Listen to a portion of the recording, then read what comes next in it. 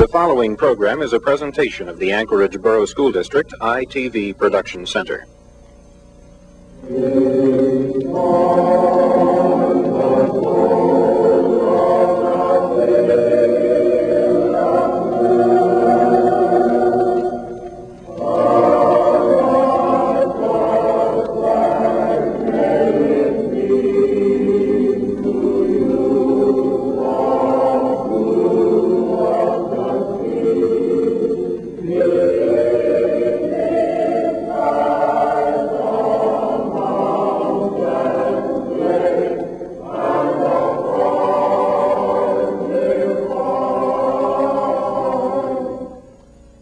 I was born in Chignik, Alaska, a little fishing village on the peninsula, in 1913, and had a brother and sister.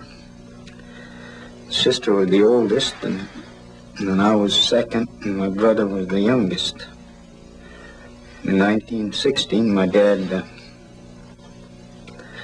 put us in the Jessley home in Alaska.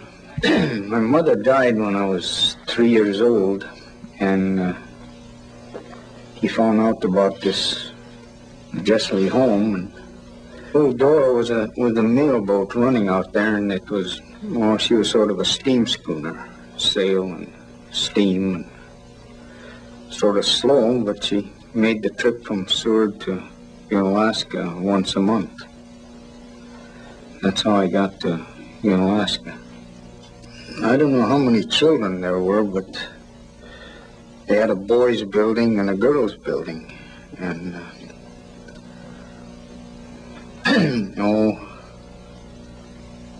we had a lot of fun there. I mean, there was a lot of kids the same age, and we had work to do, and just like home, Teachers were real nice. You learned a lot. And we had a territorial school, and I just married one of the girls there that used to be in the mission with me, Anne. Her name was Anne Gretchen. Her and my brother were the two youngest in the mission at the time.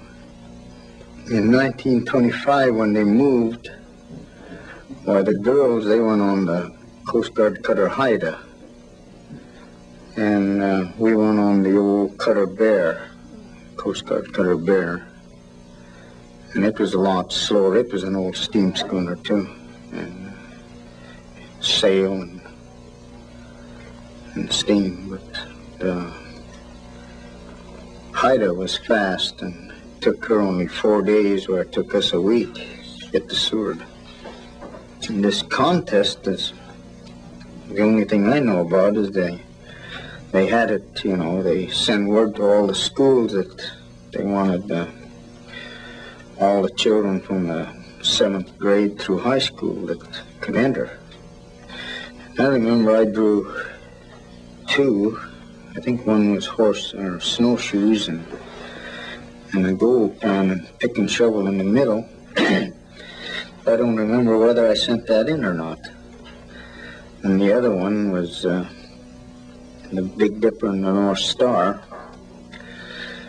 and I put 1867 right under the Dipper, and that's the only thing they changed, was to take off that 1867.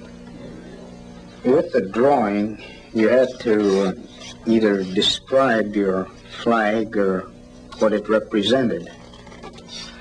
So under the one I send in, the Dipper, I wrote the blue field is for the Alaska sky, and the forget-me-not, the Alaska flower. And the North Star is for the future state of Alaska, the most northerly in the Union. And then the Dipper is for the Great Bear, symbolizing strength. That's what I wrote underneath the design I sent in. Well, when they mailed the design, I don't exactly know when they mailed them in, but returned them in, and never heard about, anything about the contest for a long time. And all of a sudden one day, our teacher's husband come in the room and handed her a telegram, and she just looked at it, and her mouth dropped open, and she was speechless. She couldn't say a word, and we didn't know what it was. We didn't know what the telegram was, and she was looking at me, and the kids were wondering too, you know. And so she handed it back to her husband, told him, she just handed it. She couldn't even talk. She handed it back, and he read the telegram, and I darn near fell out of my seat, I guess. Anyway, and they closed school. They closed the school that day, and so we had a day off. So that was pretty good. Everybody enjoyed it. I was presented with a gold watch. It was white gold, and it had picture of the flag on the back, and engraved. It was engraved on the back, and the year it was designed and the date it was adopted as the official flag. It was inscribed on the back. And I got $1,000 to go to school on, and I used that to go to diesel engineering, which was quite a few years later.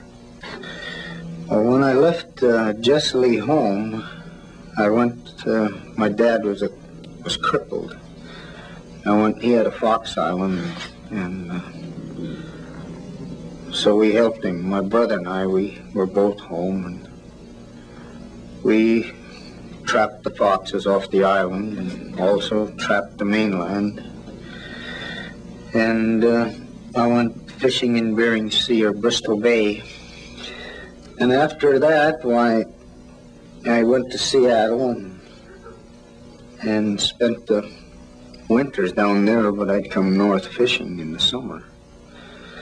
Worked in the boat yards, and I worked for contractors building houses, and took up diesel engineering, run a cannery tender up north on the engine. That was real interesting work. I enjoyed it anyway. But I always did enjoy carpenter work or boat building. And I built one home for my neighbor out there. There were 49 when I came back. I've been in Kodiak ever since. The first person I met in Kodiak was Bob Hall. And he owns Kodiak Airways, and so I started working on airplanes. And that was in '50. When I started with him, and I didn't know anything about airplanes. I just worked with guys and picked it up. And I started in later on, after the hangar was built, I started in overhauling hydraulic units and doing a lot of fabric work, which is something now they claim is becoming a lost art. I mean, that's what some of the people tell me, see. And I do quite a bit of that because we still got quite a bit of fabric planes over there. And it's real interesting. And I do a lot of sheet metal work, riveting and making things, because these planes are so old that if you go to buy them, you pay a young fortune for a little tiny piece where you can take the metal and make it, you know, the same thing. Only you got to use the right type of metal to do it. Well, when I was trapping out west, my stepmother, she made me what they call a camelinka. It's a raincoat, and a lot of them are made out of seal intestines, and most of them are, I think. But she made mine out of bear, out of the intestines of a bear. And they take and wash that, and I don't know how they get it so clean, but they wash it, and it gets about so big, you know, they blow it up. they dry it and they stretch it out. It stretched, honestly, it must be 30, 40, 50 feet just stretched all around the place, you know, and it looks kind of weird there, pulled out drying, and yet it's almost transparent when it's wet, you know. I don't know how she sewed it, but you could take that and roll it up just like one of these plastic raincoats and put it in your pocket. Real good there. It had a hood on it and modern zipper. So it was really good. I mean, it windbreak, it real warm and light. That was the main thing. When I left the mission and went back to Chicknick, why, I run into an old native by the name of Yvonne, and he trapped out close to where we had our fox out. He was on the mainland and we were on the island.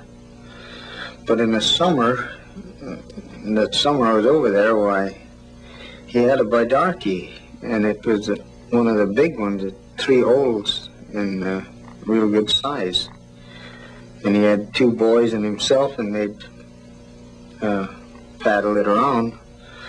But he come into Chicknick there one morning, and they landed on the beach in front of the store, and here they come out.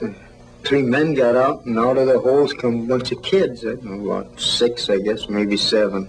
Just came out of the bidarky. And I asked my dad, and he told me, he said that's how they always traveled. He said they'd shove the kids down inside and they'd take off. Well, this Yvonne, he was the one that had the barabra for his trapping cabin. And it was big. I mean, it was a large building. But half of it is underground, and you gotta bend down to crawl into it. And you get inside, and it was real big. It had windows, regular windows. It was partly modern. And the windows were right level with the ground. And the rest of it, on top of the ground, was all sodded. And they'd frame these with just driftwood, you know, try and get 2 by 12 or planking, any kind of planking. And that's what they used for floors, too. I mean,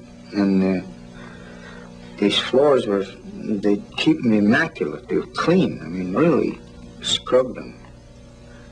And on the outside, why, it was, where they'd stand up grass, and then they'd pack sod against it. They'd build it up with sod.